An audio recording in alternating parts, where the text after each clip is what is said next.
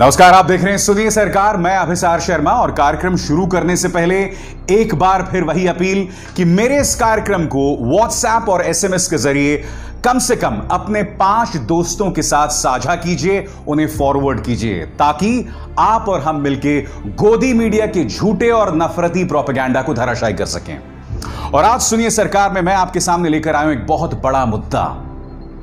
Doctor कफील खान जो इस वक्त आपके स्क्रीन पर हैं, वो शख्स जो 200 दिन तक नेशनल सिक्योरिटी एक्ट 1980 के नेशनल सिक्योरिटी एक्ट के अंतर्गत जेल में बंद था, पिछले 200 दिनों से उसे रिलीज करने के, रिहा करने के आदेश अदालत ने दिए हैं।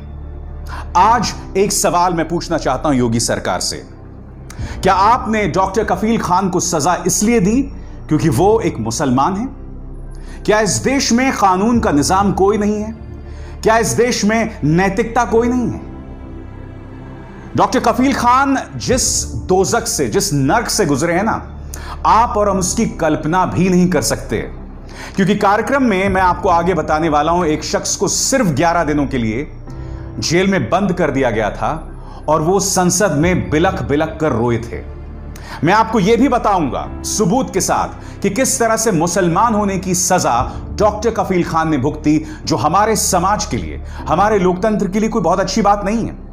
मगर सबसे पहले मैं आपको यह बतलाना चाहता हूं कि अदालत ने उन्हें रिहा करते हुए क्या कहा। अदालत के शब्दों में डॉक्टर कफील खान समाज के अंदर वैमनस्य, हिंसा नहीं फैला रहे, वो समाज के अंदर एकता के प्रतीक हैं। क्या कहा अदालत ने, मैं आपको बताता हूं। The speaker was certainly opposing the policies of the government, and while doing so, certain illustrations are given by him, but that nowhere reflects the eventualities demanding detention. A complete reading of the speech prima facie does not disclose any effort to promote hatred or violence. It also nowhere threatens peace and tranquility of the city of Aligarh. The address gives a call for national integrity and unity among the citizens. क्या कह रहा है अदालत का यह आदेश? कि doctor कफील खान ने जो भाषण दिया था, उसके जरिए वो राष्ट्रीय एकता का संदेश दे रहे हैं। और हां, डॉक्टर कफील ने सरकार के खिलाफ बोला, मगर सरकार के खिलाफ बोलना देशद्रोह नहीं है, सरकार के खिलाफ बोलना राजद्रोह नहीं है। यह चीज आप अपने दिमाग में बांध लें, बहुत अच्छा है। यह बात कोई और नहीं बल्कि अदालत कह रही है कि सरकार के खिलाफ बोलना, इसका अर्थ यह नहीं कि आप उन पर नेशनल सिक्योरिटी एक्ट लगा दें। और बात यहां नहीं रुकती। 42 पन्नों का ऑर्डर है दोस्तों, और मैंने इसे पढ़ने का प्रयास किया है जितना मैं पढ़ सका। और इसमें जो सबसे दिलचस्प बात आपको दिखाई देगी, आखिरी जो 3 पैराग्राफ्स हैं, जिसमें एक चीज की तरफ मैं आपका ध्यान खींचना चाहूंगा। इस पैराग्राफ पर जो आपके स्क्रीन पर है, इसमें कहा गया है कि डॉक्टर कफील खान, उनकी नजरबंदी को 1 नहीं 2 बार बढ़ाया गया, उसके दायरे को 2 बार बढ़ाया गया। और कारण क्या बताए गए कि डॉक्टर कफील खान बेशक जेल में हैं, मगर उनका संपर्क बना हुआ है अलीगढ़ मुस्लिम यूनिवर्सिटी के विद्यार्थियों से, और उसके जरिए वो समाज में अराजकता फैला रहे हैं। तो भाई, डॉक्टर कफील खान तो जेल के अंदर थे। अदालत ने कहा कि आपके पास ऐसे कोई प्रमाण नहीं है इस बात को साबित करने के लिए कि डॉक्टर कफील खान जेल के अंदर मोबाइल फोन्स के जरिए उन विद्यार्थियों से संपर्क में थे, नंबर 1। नंबर 2, वो ये भी कह रहे थे कि सरकार की तरफ से यह भी कहा गया कि भाई, मोबाइल फोन्स के जरिए बेशक ना सही, मगर उनके परिवार के जो लोग उनसे मिलने आ रहे हैं, उसके जरिए वो संदेश फैला रहे हैं। अब यह जो दावा सरकार ने किया था, इस बात को लेकर भी वो किसी तरह का प्रमाण नहीं पेश कर पाए। और क्या आप जानते हैं कि डॉक्टर कफील खान के खिलाफ जो मामला था, वो इतना वाहियात था सरकार का, उसका एक और प्रमाण अदालत के आदेश में इस दूसरे पैराग्राफ में दिखाई देता है। देखिए, जैसे ही आप किसी की नजरबंदी को या हिरासत को बढ़ा देते हैं ना, तो आपको उसे स्पीड पोस्ट के जरिए उस शख्स को बताना होता है, उसके परिवार को बताना होता है। मगर ऐसा कोई भी स्पीड पोस्ट ना डॉक्टर कफील खान को पहुंचा, ना उनके परिवार को पहुंचा। यह अदालत के इस आदेश में बताया गया है, जो इस वक्त मैं आपके स्क्रीन पर दिखा रहा हूं। मैंने कार्यक्रम की शुरुआत में आपसे कहा कि कुछ लोग 11 दिन जेल में बंद रहे थे तो उनकी आंखों में आंसू आ गए थे। डॉक्टर कफील खान इस बार 200 दिन बंद थे और उससे पहले भी बीआरडी मेडिकल कॉलेज में बेवजह उन्हें बलि का बकरा बनाया गया था। उस मुद्दे को लेकर मैं कई बार आपके सामने बात रख चुका हूं, मगर सबसे पहले मैं आपको बतलाना चाहूंगा कि किस तरह से इस बार उन्हें बलि का बकरा बनाया गया। मैंने आपसे यह भी कहा था कि एक शख्स 11 दिन तक जेल में था और वो संसद में आके रोने लगे थे। मुझे याद है साल 2007 की वो घटना है। उस वक्त मैं आज तक में था और मैं उस वक्त संसद भवन में था। पत्रकार जो परिषद है वहां पर, जो प्रेस गैलरी है, वहां से मैं देख रहा था गोरखपुर के सांसद योगी आदित्यनाथ को आंसू बहाते हुए। वो कह रहे थे कि मेरा दोष क्या है, मैं एक सांसद हूं, क्या संसद मुझे रक्षा नहीं दे सकता?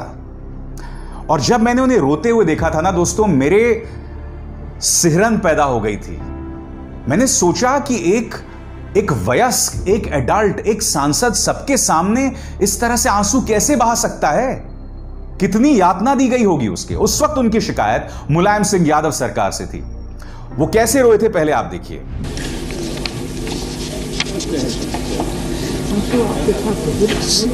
सर मुझे बोले don't be tell him go on Nitin.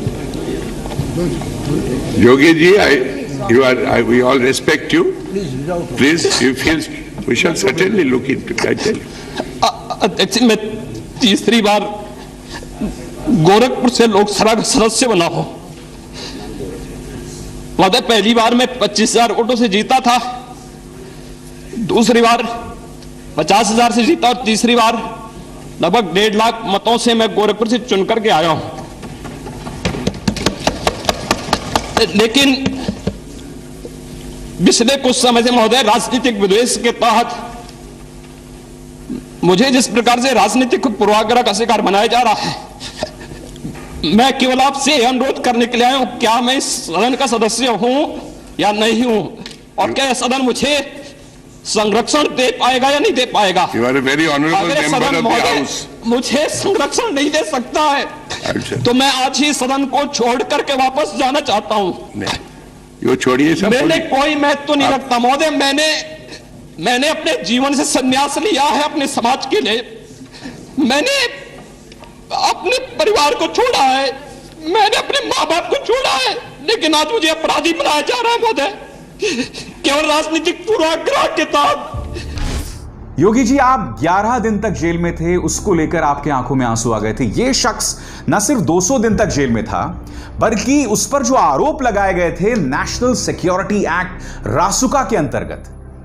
अब अदालत आपकी सरकार पर तमाचा मार रही है, यह बता रही है कि डॉक्टर कफील खान तो राष्ट्रीय एकता के प्रतीक हैं। उन्होंने जो भाषण दिया वो राष्ट्रीय एकता का प्रतीक है।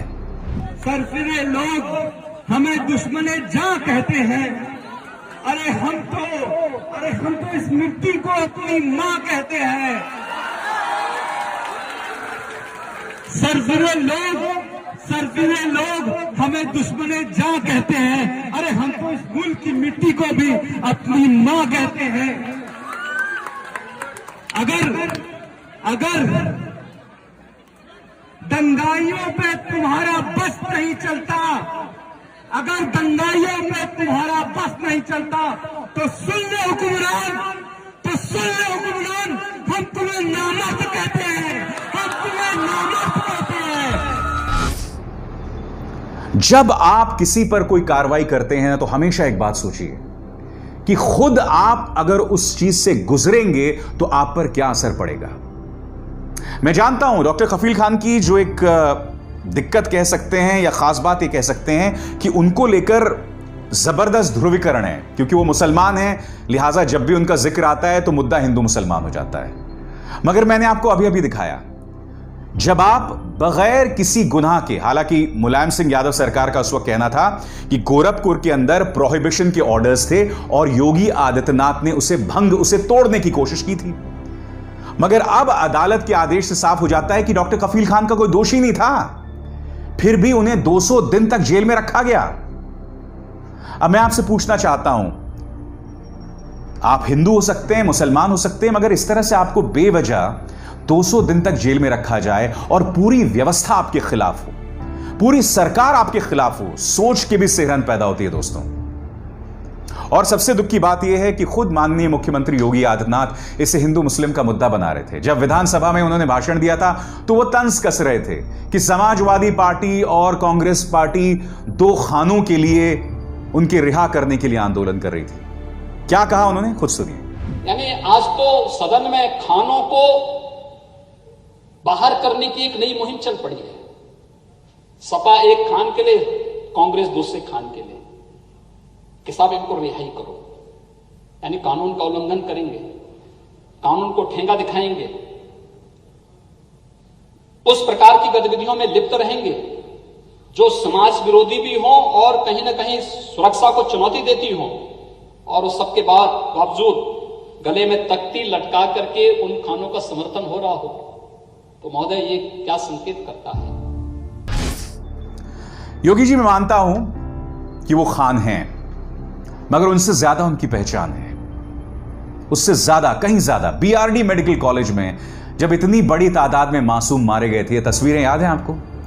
और फिर वो तस्वीर याद है जब एक मां अपने बच्चे की लाश के साथ बिलखते हुए डॉक्टर कफील खान के सामने खड़ी थी। डॉक्टर कफील खान ने खुद कोशिश करके ऑक्सीजन सिलेंडर्स मुहैया कराए थे।